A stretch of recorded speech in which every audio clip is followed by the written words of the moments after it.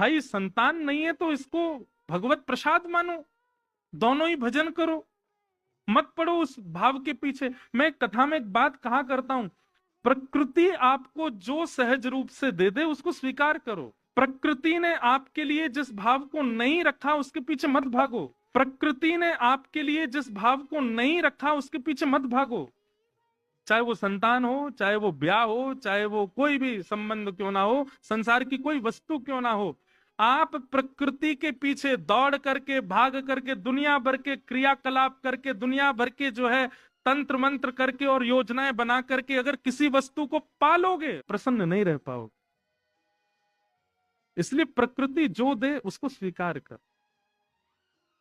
पर यहां पर महाराज जी एक प्रश्न उठता है, ऐसे तो नंद यशोदा के भी लाला नहीं थे, उन्होंने भी तीर्थों में जा जा करके खूब प्रार्थना करी।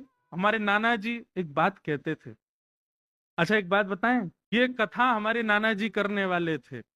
लोकेश भैया बता रहे, बोले मैंने नाना जी से कहा था कि आप कथा सुनाओ, तो नाना जी बोले करेंगे करेंगे करेंगे। नाना जी तो भगवत धाम प्रस्थान कर गए, पर वो हमको इसीलिए तैयार करके गए कि हम भक्तमाल सुना दें यहाँ पे। उन्हीं की कृपा प्रसादी। हमारे नाना जी के जिनने दर्शन किए होंगे ना, ये समझ लो कि उनको मतलब उनके बड़ भाग्य ही होंगे कि हमारे नाना जी के दर्शन हुए। ऐसे अद्भुत महापुरुष।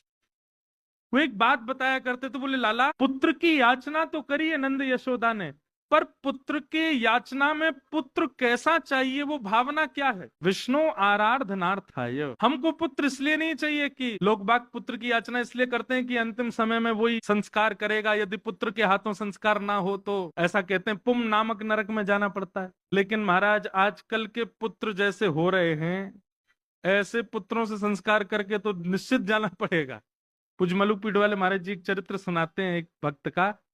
वो कुंज बिहारी लाल जी को ही अपना पुत्र मानते थे और कहते थे मेरा कुंजो बेटा, कुंजो बेटा, कुंजो बेटा कह करके। अब देखो बात तो कोई भी कह लेगा, मेरे ठाकुर जी, मेरे लाल जी मेरे सखा हैं, मेरे पुत्र हैं, पर मानते कितना हो। कहने की बात है कि भाई प्रकृति जो दे उसको स्वीकार करो, जो ना दे उसके लिए ज्यादा प्रयास मत करो, लेकिन फिर भी प्रयास करना है तो याद रहे ठाकुर जी को वचन देना कि नाथ मुझे ये वस्तु दे दो, मैं आपको वचन देता हूं आपके चरणों में ही अर्पित रहेगी, तो वो वस्तु मिल जाएगी।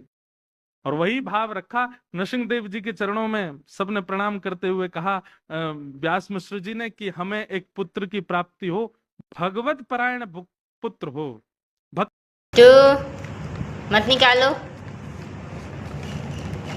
नहीं निकाल।